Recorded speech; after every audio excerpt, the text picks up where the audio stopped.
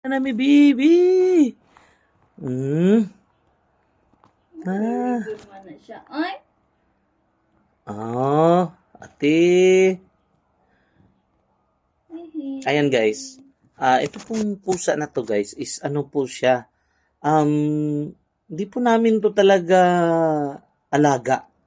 Kaya lang naiwan to siya ng kanyang ina at kanyang kapatid kasi namatay yung dalawa. Sorry the word ha. Pero ngayon ito, nagkaroon na siya ng isang anak. Ayan no, binabantayan talaga namin habang siya ay nagde-deliver po. Itong araw po, anong araw ngayon? Pizza 3C. July 13. Ayan. Oh, hi! Ayan, may baby na. Aalagaan po namin yan mga kaibigan. Dahil po, buhay din po yan.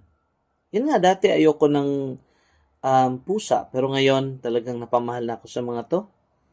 Lalong-lalo na ngayon na yan, for the first time na witness po namin, in my two malaking mata, nakikita ko po kung paano siya nagdi-deliver para po talagang tao, guys.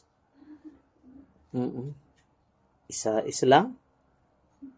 Hindi namin alam kung ano. Meow. Ayan. Tungtuwa naman yung eldest daughter ko, guys. Oh. Ayan. Uy! Cute! Hi! Love na. Ayan. Very good, Bing Bing. Very good, Bing Bing. Oh! Oh! Oh, ayan, oh.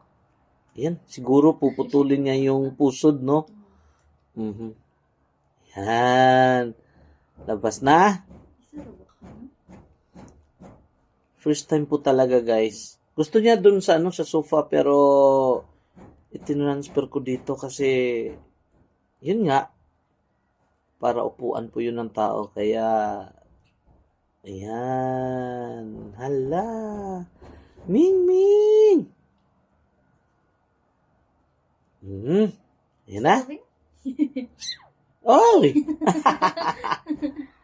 Ayan, isa lang muna ba? Isa lang? Just once. Okay, so for the first time, I witnessed na pusa ay nanganganak sa harapan ko mismo. Congratulations, Mami Bingbing. Mami na siya, oh. Ayan, kanina kasi nakita ko, kung sa Bisaya pa, gipangagian na siya, may dugo-dugo na dito sa sahig. So, binantayan ko talaga. Tinawag ko yung anak ko, yung eldest namin. Oh, saan man na? Nagbitay man. Bitay. Napay pusod lagi. Oh. Putla Paano sa ba yan? Putla sa bing. Putla! Kaya Sige, putla ha. ilog. Putlon. Yan, pinutol niya yung pusod, guys. Ano yan?